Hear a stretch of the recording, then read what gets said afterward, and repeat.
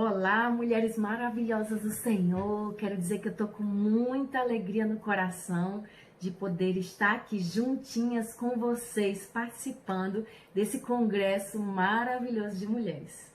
Quero agradecer primeiramente, pastora Patrícia Rosa. Um beijo para você, pastora. Obrigada pela confiança, obrigada pela oportunidade de estar aqui juntinha de vocês participando dessa obra tão especial. Então, mulheres maravilhosas, eu perguntei ao Senhor o que ele queria falar comigo, né? Qual é a pérola que ele queria me dar? E ele me falou de alguém muito especial. Alguém que era tão gente como a gente, que passava por provas grandes, mas que não saía da presença, que tinha intimidade com Deus e vivia nesse lugar, o jardim secreto. Essa pessoa especial era Daniel. Eu queria compartilhar com vocês o versículo que está em Daniel, capítulo 6, versículo 10. Olha só, esse é o versículo básico que eu queria meditar junto com vocês. Lá diz assim: quando Daniel soube que o decreto tinha sido publicado, foi para sua casa, para o seu quarto no andar de cima, onde as janelas davam para Jerusalém, e ali fez o que costumava fazer. 3 vezes por dia, ele se ajoelhava e orava, e agradecia ao seu Deus. Gente, o que aconteceu ali antes desse versículo, né? Daniel vinha se sobressaindo, né? No reino, ele chamou a atenção do rei, os olhos do rei estavam sobre ele. Ele tinha sucesso, ele tinha prosperidade em tudo que ele fazia. Ele era direcionado, ele era guiado, ele era capacitado por Deus. E aí, alguns invejosos viram aquilo, viram que o Daniel, ele estava para ser colocado acima de todos, e eles tramaram algo. Eles falaram: eu preciso achar alguma coisa ruim em Daniel, alguma coisa que ele faz de errado para a gente poder botar ele para baixo, para poder derrubar ele. Só que eles não acharam nada. Daniel era um homem fiel e temente a Deus. Então eles pensaram: eles maquinaram mal, né? Então já sei o que eu vou fazer para derrubar Daniel. Tem que ser algo relativo à fé dele, ao Deus dele. E aí eles inventaram um decreto no qual o rei caiu, o rei nem se deu conta do que estava assinando, que durante 30 dias ninguém poderia orar a outro Deus a não ser o rei. E aí o que aconteceu?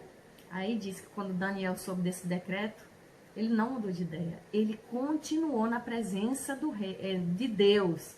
Ele não foi adorar o rei, ele foi adorar a Deus, o Deus dos deuses, o Senhor dos senhores. Ele não abriu mão de estar na presença. Daniel foi jogado na cova dos leões, sem ser a vontade do rei. O rei botou ele na cova, contrariado, porque o rei queria muito bem a ele, sabia de quão bom ele era. Mas o rei, como havia assinado aquele decreto, ele teve que colocar. Mas o Deus de Daniel, aquele Deus, amigo íntimo de Daniel, o salvou da boca dos leões e o honrou na frente de todos, e todos os seus inimigos foram humilhados, foram despedaçados. Aquela cova que eles prepararam para Daniel, eles mesmos foram mortos ali. Então, gente, Deus falou muito comigo sobre o jardim secreto, sobre o lugar de intimidade. Daniel, quando você começa a ler o livro todo, eu gostaria de incentivar, se você não leu, leia o livro de Daniel, é maravilhoso. E se você leu, você venha ler de novo. Eu já li várias vezes, e cada vez que eu entro, que eu oro e que eu leio, mais revelação Deus me dá. E aí, gente, Deus falou comigo sobre vários pontos que Daniel colocava em prática na vida dele, sobre ter essa vida de intimidade. Daniel não deixou que nada nem ninguém o tirasse da presença do Pai, que nada nem ninguém o tirasse desse jardim secreto. Quando você vai ler Daniel 1:8, lá diz que Daniel orava sempre. Daniel não deixou a presença por causa da fama. Uma hora, no Daniel 2:26 e 27, o rei perguntou para ele. Quando ele teve um sonho, ele queria exterminar todos os magos, os sábios, porque ele estava furioso, porque ninguém desvendava o sonho que ele teve. E aí disseram para ele que Daniel podia desvendar, e Daniel orou junto com seus amigos e pediu revelação a Deus. Quando Daniel chegou na presença do rei, o rei falou assim: Daniel, você pode revelar isso para mim? Ele disse: não, nem eu, nem ninguém pode revelar. Somente o Deus Todo-Poderoso. Ele honrou Deus, não reteve a glória. A fama, a glória não mexeram com Daniel. Ele tinha intimidade com Deus, ele sabia o Deus que ele servia. essas coisas não encantaram a ele. Ele deu honra a quem merece honra, ao único digno de receber. Daniel também, ele não cedeu às ameaças, às tribulações. Quando ameaçaram, olha, se você orar esse Deus, você vai ser jogado na cova dos leões. As ameaças, o medo, não tiraram ele da presença. O diabo disse, se você orar esse Deus, você vai morrer.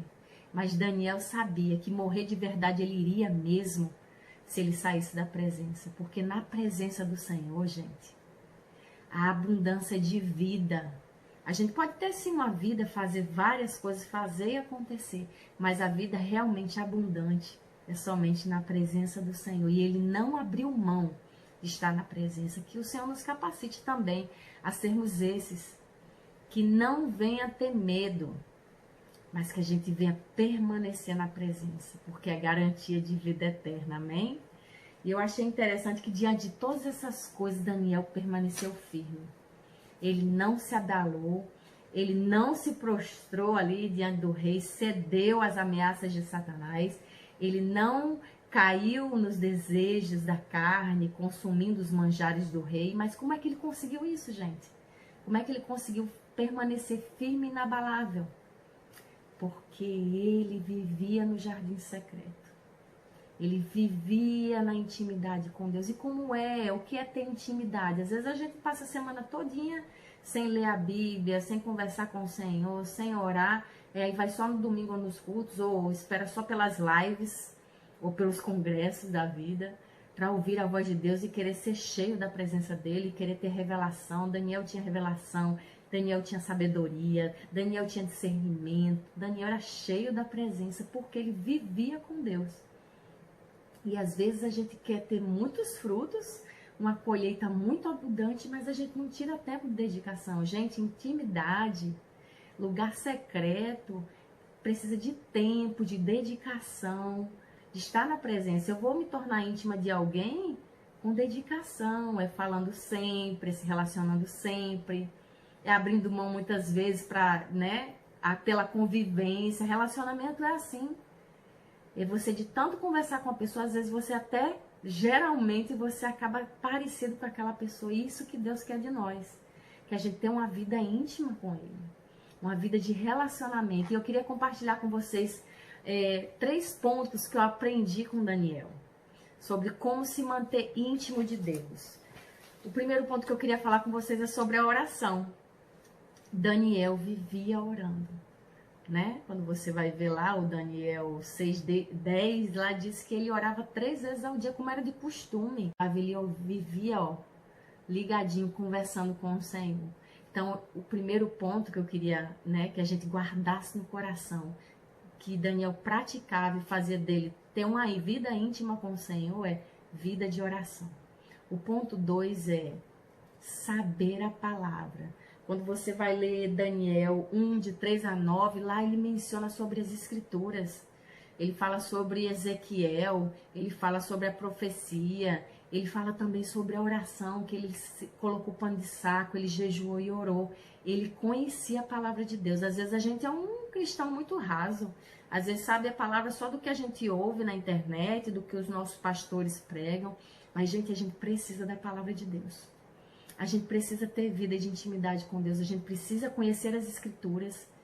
A palavra de Deus é o nosso filtro. A gente precisa estar cheio da palavra, porque a palavra de Deus é o que revela Deus para nós. É o que nos ensina a vontade de Deus para nós. Ele fala assim, por sonhos, por revelações, por sensações, mas ele fala sobre a palavra. Principalmente na palavra. Então a gente precisa tirar tempo de leitura.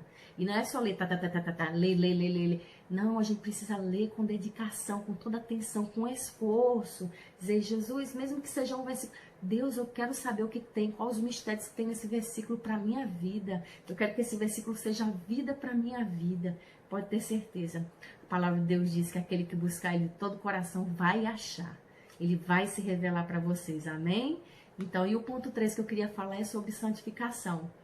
Em Daniel 1:3-9 diz que ele rejeitou os manjares do rei. Ele se purificou para cumprir o propósito. E Deus o honrou, Deus o exaltou e ele recebeu tudo aquilo que Deus tinha para ele. Deu dons de visão, de sabedoria, de conhecimento, de ciência.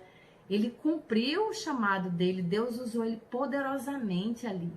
Por quê, gente? Porque ele orava, porque ele conhecia a palavra e ele se santificava. Que em nome de Jesus, eu e você, a gente possa se esforçar, né? Colocar força maior, pagar o preço de oração, de santificação. A palavra de Deus diz que o reino de Deus, ele é conquistado com esforço. O que se esforçam, que colocam aquela força extra, se apoderam dele. Que em nome de Jesus, nós, mulheres maravilhosas, possamos ser essas valentes, que pagam o preço e que alcançam a vitória. Amém? Que Deus abençoe cada uma de vocês grandemente. Um beijo bem grande.